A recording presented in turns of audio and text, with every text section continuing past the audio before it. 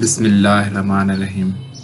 अस्सलाम वालेकुम दोस्तों, मैं हूं अली रज़ा और आप देख रहे हैं रूह इंसान। आज का हमारा टॉपिक है इमाम अली अलैहिस्सलाम की खिदमत में एक शख्स आके अर्ज करने लगा, या अली, मुझे अल्लाह के रसूल सल्लल्लाहु अलैहि वसल्लम की कोई ऐसी हदीस बताएं जिससे मेरी दुनिया और आखिरत संवर जाए और कोई मुसीबत मेरी ज़िंदगी में शामिल ना हो।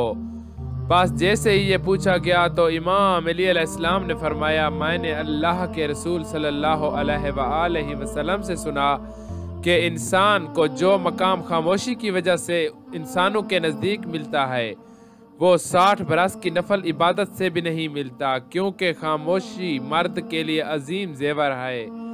याद रखना, अगर तुम चाहते हो कि तुम्हारे मसाइल इख्तिताम को जाएं और तुम्हारी ज़िंदगी पुरसकून गुजरे तो अपनी ज़बान पे काबू रखा करो।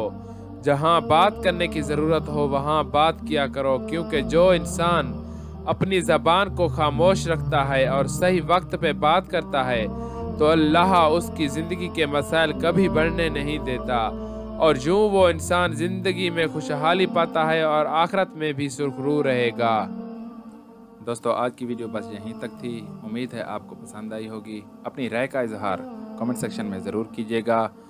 अगर आपने हमारा चैनल रूह इंसान सब्सक्राइब नहीं किया तो जल्दी से कर लें, क्योंकि हम आपके लिए ऐसी अच्छी वीडियो लाते रहेंगे।